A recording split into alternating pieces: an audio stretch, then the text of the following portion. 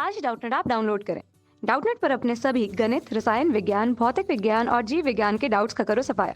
बस प्रश्न की फोटो खींचो, एक ही प्रश्न को क्रॉप करो और तुरंत वीडियो सोल्यूशन पाओ। अभी डाउनलोड करें। हेलो फ्रेंड्स, यहाँ पर हमें एक प्रश्न दिया हुआ है। देखिए, हमारा प्रश्न इस प्रकार से है, कोशिका भित्ति के आधार पर पैरेन्काइमा, कोलेनकाइमा और स्क्लेरेन्काइमा के बीच भेद स्पष्ट करें। तो आइए हम इस प्रश्न के बारे में देख लेते हैं। देखिए, कोशिका भित्ति के आधार पर जो पैरेन्काइमा, कोलेनकाइमा और स्क्लेरेन्काइमा है, ये हमारे आते हैं सरल ऊतक में। और हम आपको बता दें कि ऊतक जो होते हैं वो बनते किससे, मेरिस्टेमेटिक टिश्यू या विभज्योतिक ऊतक से बनते हैं। ये बनते हैं हमारे, फिर उसमें डिवाइडेशन होता है या क्या होता है, विभाजन होता है। उसके बाद बन जाते हैं हमारे स्थायी ऊतक। क्या बन जाते हैं? स्थायी ऊतक। सबसे पहले स्थायी ऊतक बनेंगे। स्थायी ऊतक के बाद ये क्या होते हैं, ये हमारे डिवाइड हो जाते हैं दो पार्ट में। पहला हो जाता है क्या, सरल ऊतक, और दूसरा हो जाएगा हमारे पास क्या, जटिल ऊतक। दूसरा क्या हो जाता है इसका पार्ट, जटिल ऊतक। जटिल ऊतक। अब हम आपको ये बता दें कि जो जटिल ऊतक है उनमें आते हैं हमारे क्या, जाइलम फ्लोएम। जटिल ऊतक, क्योंकि जाइलम फ्लोएम अपने आप में जो ऊतक है उनके अंदर और भी कोशिकाएं, सेल्स का समूह पाया जाता है, इसलिए इन्हें जटिल ऊतक कहते हैं। इनमें क्या होते हैं, जाइलम कोमा फ्लोएम। फ्लोएम, ये दोनों जटिल ऊतक में आते हैं। ठीक है। और हमारा जो सरल ऊतक है, इनमें आते हैं हमारे तीन। कौन कौन से आते हैं देख लेते हैं। पहला आता है क्या, पैरेन्काइमा। पैरेन्काइमा, और यहाँ पर देखिए हमने ये इसलिए आपको बता दिया डिवाइडेशन, इससे आपको एक पिक्चर क्लियर हो गई कि मतलब ये जो डिवाइडेशन था ये किस तरह से होता है। ठीक है। पहला हमारे पास क्या है, पैरेन्काइमा। पैरेन्काइमा। दूसरा हमारे पास है कोलेनकाइमा। कोलेनकाइमा। कोलेनकाइमा। और तीसरा हमारे पास क्या है, ये सरल ऊतक के पार्ट हैं गाइस। किसके पार्ट हैं, यहाँ पर हम बता देते हैं हाईलाइट करके। ये सरल ऊतक है और ये हमारा जटिल ऊतक है। ठीक है। तो ये है पैरेन्काइमा, कोलेनकाइमा और स्क्लेरेन्काइमा। स्क्लेरेन्काइमा। ठीक है। तो ये तीन पाए जाते हैं। अब इन तीनों में हमें इन तीनों में अंतर देखना है। हम थोड़ा सा नीचे चलते हैं। ठीक है। देखिए, जो पैरेन्काइमा होती है, हम पहले यहाँ पर आपको लिखकर बता दें।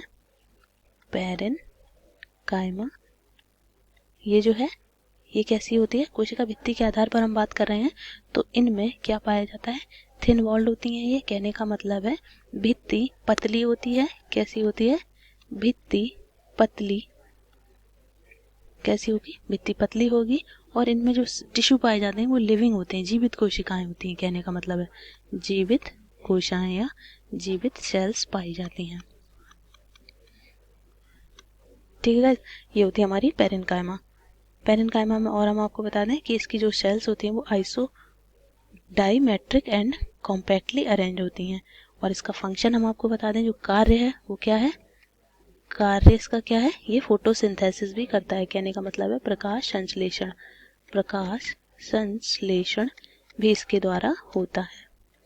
ठीक है। अब दूसरा हमारे पास क्या दिया हुआ है, कोलेनकाइमा। कोलेनकाइमा देख लेते हैं।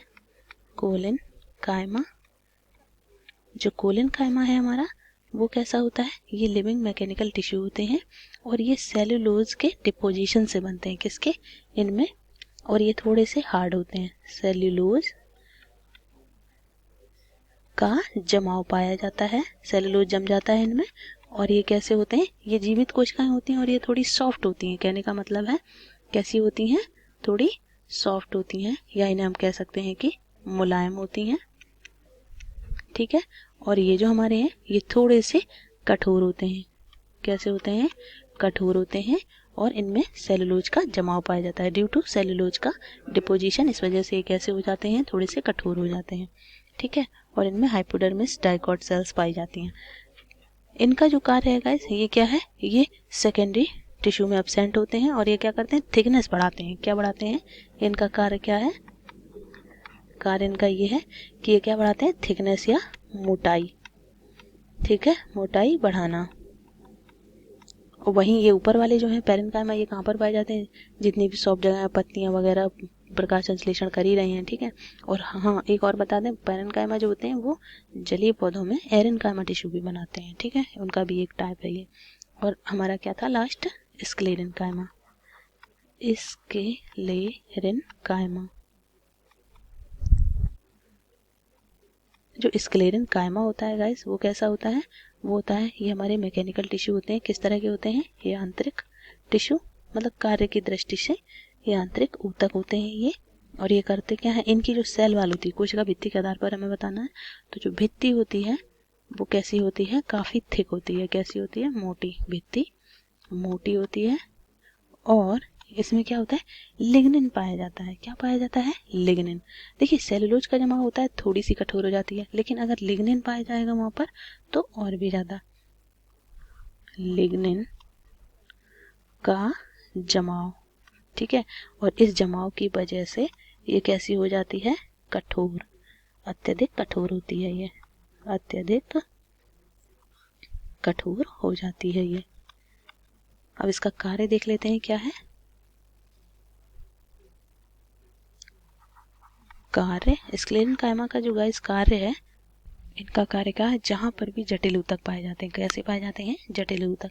जैसे हम नारियल की बात करें तो नारियल के ऊपर जो रेशे होते हैं, नारियल के रेशे, ठीक है, ये पाए जाते हैं।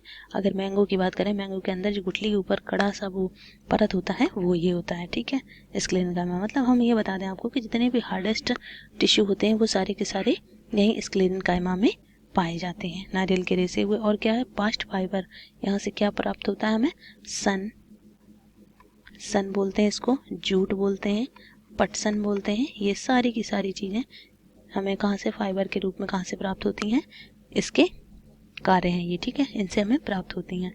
अब ये थे हमारे क्या, स्क्लेरेन्काइमा, और ये थे हमारे कोलेन्काइमा, और ये थे हमारे पैरेन्काइमा।